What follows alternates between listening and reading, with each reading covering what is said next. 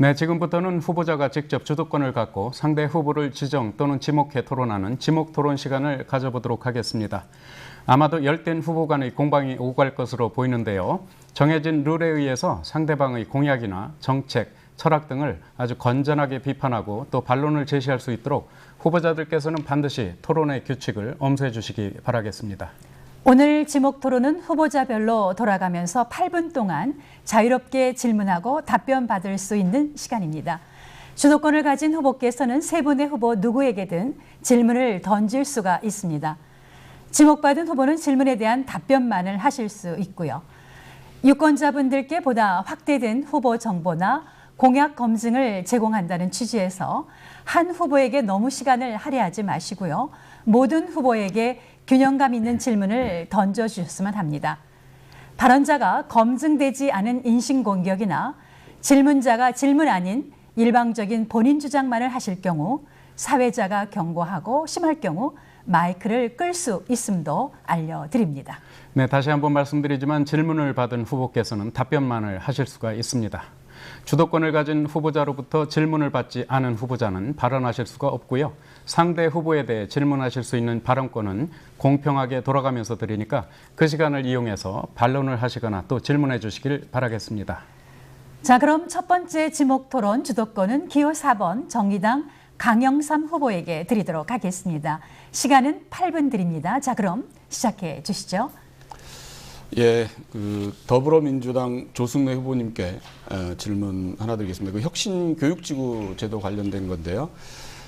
제가 이제 공약집을 보니까 유성을 혁신교육지구 시범지역으로 지정을 해서 혁신교육 도입 학교에 대한 지원 제도를 마련하겠다. 구체적으로 교육행정과 일반행정의 융합을 통해서 지역 내 자원을 효율적으로 혁신교육에 지원할 수 있도록 법률적 근거를 마련하겠다 이렇게 이제 말씀을 하셨는데 이게 교육 특구를 의미하는 겁니까? 아니면 어떤 건지 조금 설명을. 예. 교육혁신지구는 지역사회와 학교가 융합을 해서 공교육을 정상화시키고 공교육의 경쟁력을 높여나가는 그런 프로그램을 의미합니다. 이 부분 예를 들면 OECD 유네스코에서 40여 개국의 지역사회 학습센터라는 것들을 만들고서 운영하는 게 있습니다. 그 운영을 통해서 지역사회의 교육 자원들이 지역사회 학습센터에 모여져서 이 자원, 교육 자원이 학교의 아이들에게 교육적 서비스를 제공하는, 그래서 교육의 질적 수준을 좀 높여내는, 그래서 학교와 지역사회 협업 모델을 의미하는 것이고요. 조금만 더 부연 설명을 드리자면 혁신학교라는 개념이 있었지 않습니까? 그 혁신학교라는 개념을 지역 차원으로 조금 확대한 개념이 이제 혁신교육지구라는 개념이고, 제가 생각하고 있는 것은 거기서 조금 더 나아가서 지역사회 교육 지원 프로그램을 만드는 것, 그것이 제가 가지고 있는 그런 공약 내용입니다. 네, 고맙습니다.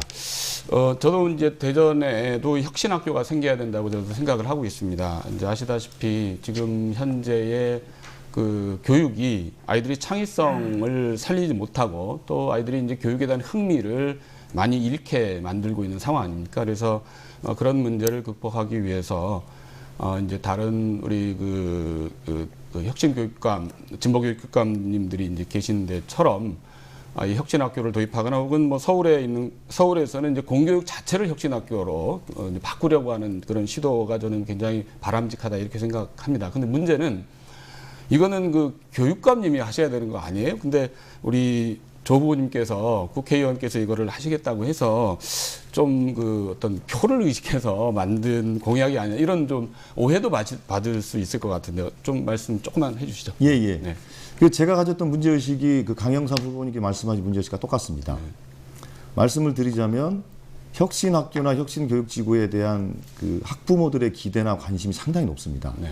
그런데 그것을 희망하고 요구를 하고 있지만 교육감님의 성향에 따라서 혁신학교나 혁신교육지구에 일종의 이제 혜택을 받지 못하는 학부모나 학생들이 생긴다는 것은 좀 불공정하다고 저는 생각합니다.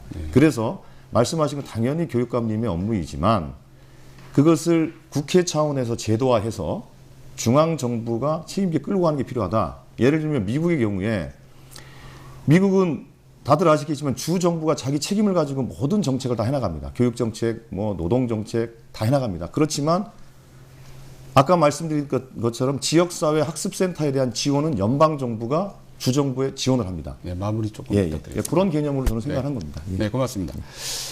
이어서 고무열 후보님께 조금 질문을 드리겠습니다.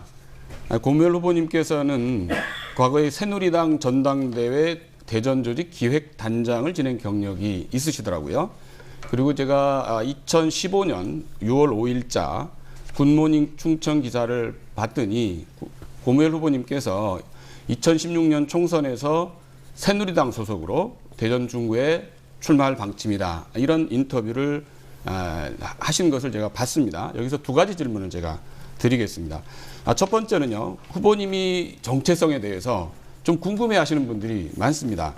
여당 분이신지 야당 분이신지 야당이시라면 어떤 점에서 야당이신지 뭐 이런 점 그리고 그 후보님께서도 이런 분을 많이 비판을 하셨는데 당선을 쫓아서 이리 기웃 저리 기웃하는 그런 낡은 정치 청산해야 된다 이런 말씀을 하셨는데 같은 잣대를 우리 고무열 후보님께 스스로 들이대신다면 어떻게 말씀하실 수 있을지 하는 게 첫 번째 질문이고요. 두 번째 아까 그 새누리당을 기조 발언하실 때 수구 보수다 이런 말씀을 하시더라고요. 근데 중구에서 만일 새누리당 공천을 받으셨으면 과연 이 유성의 국민의당 후보로 출마하셨을까? 이걸 과연 그 수구 보수라고 하는 정당의 후보가 되시려고 했었는데 이걸 과연 새 정치라고 하실 수 있을지 좀 답변 한번 부탁드리겠습니다. 예, 아주 정말 제가 원했던 답인 것 같습니다. 이런 말씀을 꼭 드리고 싶었습니다. 사실. 첫 번째 질문에서 보면 이제 새누리당의 정체성 뭐 그런 얘기를 질문하신 것 같은데요. 저는 이제 후보님의 정체성. 예. 중도 개혁 보수 제 맞습니다. 근데 새누리당 제가 과거 대전시 새누리당에서 이제 주축이 되어 있는 국회의원 정설 특위위원이었습니다. 그러면 거기에는 시당위원장부터 구의원, 시의원 아니면 또 사회단체 대표로 제가 참여를 했었습니다. 그래서 토론도 많이 하고 칼럼도 많이 쓰고 그래서 대전시가 국회의원이 더 정설을 2명을 해야 된다고 제가 많은 그 자료를 내고 보도자료를 낸 적이 있습니다. 그래서 이제 그 기자들이 이제 저를 보면 얼핏 새누리당 소속이 아니냐는 질문을 많이 받은 적도 있고요. 새누리당 당원으로서 제가 아까 김무성 대표 그 기획특별단장, 조직단장 전당대회 대전조직기획단장. 네네. 그것을 한 건 아닙니다. 새누리당 당원의 자격으로서 저는 시민단체의 대표로서 그 참여를 한 거고요. 당원은 아니지만 새누리당을 위해서 하셨다 이렇게 받아들이면 됩니까? 네. 그렇죠. 이제 새로운 정치를 갈망한다고 하길래 제가 그에 참여한 적은 있습니다. 네. 시간 관계에서 조금 마무리해 주시죠. 네. 네. 수구 보수 또 등록 말씀을 했는데 저는 이번에 작년에 예비후보 등록을 하면서 12월 15일인가 했나요? 날짜가 정확한가요? 어쨌든 저는 그때 무소속으로 등록했습니다. 새누리당으로 입당을 해서 새누리당으로 출마를 하려면 왜 무소속으로 등록을 했겠습니까? 새누리당으로 등록을 했죠. 그리고 국민의당은 그 이후에 만들어졌습니다. 네, 그렇기 때문에 저는 반드시 우리 중도개혁의 새로운 정치, 새 정치에 갈망하고 있었던 사람이고 거기에 합류하게 됐습니다.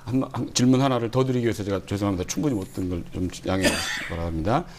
올해 4월 2일자 기사를 보면 새누리당 페이스북에 이런 내용이 실려 있다는 게 보도가 됐습니다. 새누리당은 안철수 국민의당 대표를 응원합니다. 흔들리지 않는 굳건한 신념으로 새 정치를 실현해 내시기를 기원합니다. 이런 내용을 이제 올렸는데 이 얘기는 제가요? 아닙니다.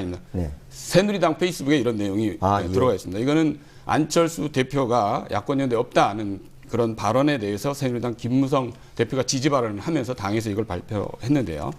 한 가지 묻겠습니다. 저는 선거가 끝나면 국민의당과 더불어민주당 어떻게 됩니까? 시간이 짧아서 제가 지금 언제까지 시간이 10초 남았습니다. 10초.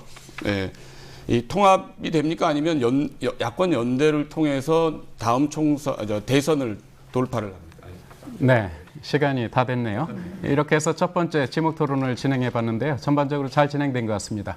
다시 한번 말씀드리지만 생산적인 토론이 될 수 있도록 상대 후보의 정책 검증, 실현 가능성 등을 아주 세밀히 분석하는 그러한 내용으로 이 시간을 잘 사용해 주시길 당부드리겠습니다.